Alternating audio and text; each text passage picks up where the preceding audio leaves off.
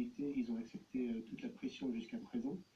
Et vous avez un joueur qui a connu des circonstances difficiles, c'est Samuel Umtiti qui n'était pas sur la liste initialement, qui a fait beaucoup de preuves de mental et de sang-froid dans cette demi-finale.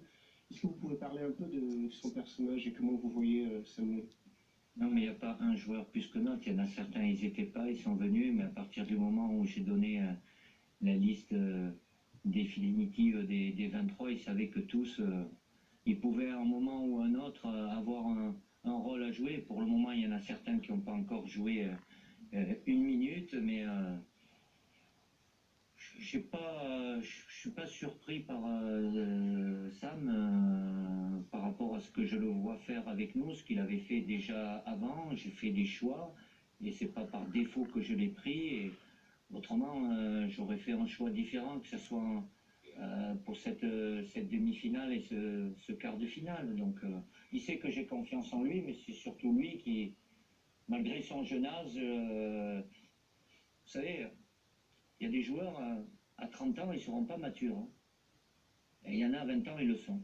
C'est son cas. Il est calme, il est tranquille. Donc, j'avais aucune inquiétude sur l'aspect psychologique par rapport au fait de jouer un quart de finale ou une demi-finale, même si c'était sa première et sa deuxième sélection. Après, voilà, le mérite, il lui en revient. Je ne veux surtout pas lui enlever, même si ses partenaires l'ont aidé. Je fais en sorte aussi de le rassurer, de discuter avec lui, mais voilà, il a cette force, au-delà de ses qualités footballistiques, il a ce caractère et cette force mentale pour le haut niveau. Bonjour Didier, Oui. Hamza Izia pour Metro News. On a eu l'impression depuis le début du tournoi, une impression. les joueurs nous l'ont dit aussi d'ailleurs, hein, que la pression de jouer à domicile a pu parfois les faire déjouer ou un peu paniquer sur le terrain. Alors on peut imaginer que pour une finale, elle sera encore plus forte. Est-ce que c'est quelque chose que tu crains?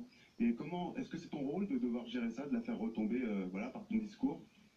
Oui, bon après, pression, c'est voilà, il y a tellement d'attentes depuis 2 ans qu'on se prépare, match d'ouverture qui ressemblait à une finale, même si c'était pas une finale, là ça va être une vraie finale. Bon, il y a du temps, on en a eu des matchs entre, c'est le 7e, le contexte est particulier, mais bon, voilà, évidemment qu'avec mon staff j'aurais à parler de cet aspect-là et d'autres aussi, mais il n'y a pas à calculer, à se faire des films dans la tête. Il y a une finale à jouer et je suis convaincu que les joueurs vont être prêts, vont la jouer à fond comme on le fait depuis le début de la compétition. Mais il y a un adversaire aussi, hein. On n'est pas seul. Et à chaque fois, on a eu, peu importe le niveau sur le papier des équipes, de la qualité, des équipes qui jouent leur jeu, qui créent des problèmes. Et cette équipe de Portugal a aussi beaucoup de qualité. Elle n'est pas arrivée là par hasard. Elle aussi a eu des difficultés au début, mais ils ont passé chaque étape et aujourd'hui, ils sont là en finale comme nous. Didier, bonjour, Dominique Ferrac, le Parisien.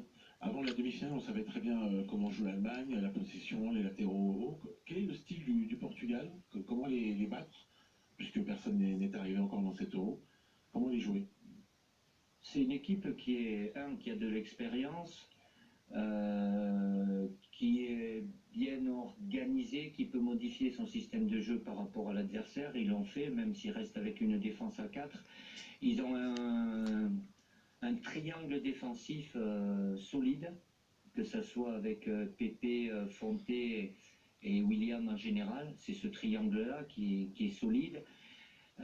Ils ont d'autres bons joueurs, des deux latéraux, dont un qui joue en France, Raphaël Guerreiro, qu'on connaît un peu plus, et Cédric de l'autre côté, qui amène aussi beaucoup de centres, et ils comptent évidemment énormément sur le duo d'attaque avec Cristiano Ronaldo et Nani.